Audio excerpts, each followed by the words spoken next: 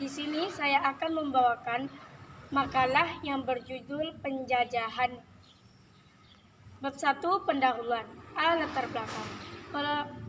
Kolonialisme atau penjajahan adalah suatu sistem di mana suatu negara menguasai rakyat dan sumber daya negara lain, tetapi masih tetap berhubung dengan negara asal tersebut. B. Rumusan masalah. 1. Bagaimana rakyat Indonesia jika dijajah dengan Belanda, Inggris, dan Jepang? C. Tujuan penulis untuk mengetahui atau memperdalam hal-hal yang bersangkutan dengan resum penjajahan. Bab 2. Pembahasan. A. Bagaimana rakyat Indonesia jika dijajah dengan Belanda, Inggris, dan Jepang? Monopoli adalah penguasaan pasar yang dilakukan oleh satu atau sedikit perusahaan. Dapat monopoli bagi pelaku perusahaan, monopoli sangat menguntungkan karena mereka dapat menentukan harga beli dan harga jual. Contoh, pada saat melakukan monopoli rempah-rempah di Indonesia, VOC membuat perjanjian dengan kerajaan-kerajaan di Indonesia. Isinya setiap kerajaan hanya mengizinkan rakyat menjual hasil bumi kepada VOC. Politik adu domba atau dikenal divide et impera, dan diadu domba kerajaan yang satu dengan kerajaan yang lain atau antara pejabat kerajaan.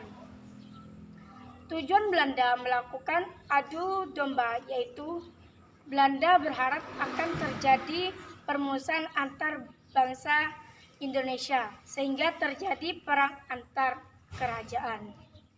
Akibat monopoli, rakyat Indonesia sangat menderita karena rakyat tidak memiliki kebebasan menjual hasil bumi mereka. Mereka terpaksa menjual hasil bumi hanya karena VOC. VOC dengan kekuasaannya membeli hasil bumi rakyat Indonesia dengan harga rendah. Padahal apabila rakyat menjual kepada pedagang lain, harganya jauh lebih tinggi. VOC mengambil kebangkrutan pada akhir abad. Penyebab utama kebangkrutan VOC korupsi dan manajemen perusahaan yang kurang baik. Tanggal 13 Desember 1799, VOC dibubarkan. Tanggal 1 Januari 1800, Indonesia menjadi penjajah pemerintah Belanda atau sering disebut masa pemerintah Hindia Belanda. Gubernur Jemberandes yang memerintahkan tahun 1880 sampai 1811 melakukan kebijakan seperti pembangunan militer, jalan raya, perbangkitan pemerintah, dan perbangkitan ekonomi. Salah satu kebijakan yang terkenal dan buktinya dapat disaksikan hingga masa sekarang adalah pembangunan Jalan Anyer Penarukan Jalan Raya Pos. Jalan Raya Pos Anyer sampai Penarukan pengerahan penduduk untuk mengerjakan berbagai proyek Belanda disebut kerja roti atau kerja paksa. Masa 1605 sampai 1799 masa Hindia Belanda. 1800 sampai 1808 Republik Batav sampai 1808 sampai 1811 masa pemerintah Inggris. 1811 sampai 1816 dan masa pemerintahan Hindia Belanda.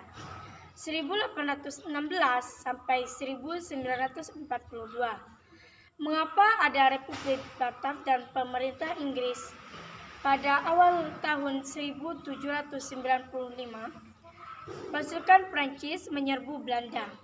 Raja Wilhelm V melari dari diri ke Inggris.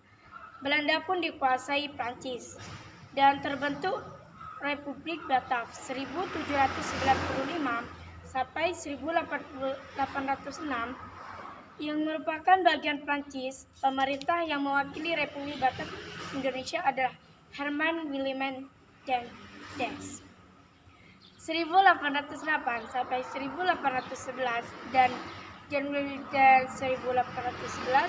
Inggris menguasai Indonesia mulai 1811 sampai 1816. Di Thomas Stanford Rains sebagai Gubernur Jenderal pada tahun 1814. Napoleon Bonaparte kalah melawan raja-raja di Eropa di dalam perang koalisi. Kebun Raya Bogor merupakan pusat pengetahuan yang menyimpan berbagai jenis tanaman. Kebun raya dibangun sejak awal abad. Bukti kekuasaan Inggris di Indonesia. Saat Inggris menguasai Indonesia, Gubernur Jenderal Lord Minto membagi daerah jajahan Hindia Belanda menjadi 4 gubernur, yakni Malaka, Sumatera, Jawa, dan Maluku. Lord Minto melanjutkan menyerahkan tanggungan jawab kekuasaan kepada Lieutenant Governor Thomas Stanford Rains. Kebijakan terkenal pada masa adalah sistem tanah atau London System Landesstand. Ketahuan antara lain: A. Petani harus menyewa tanah meskipun dia adalah pemilik tanah tersebut. B. Harga sewa tanah tergantung kepada kondisi tanah. C. Pembayaran sewa tanah dilakukan dengan uang tunai. D. Bagi yang tidak memiliki tanah dikenakan pajak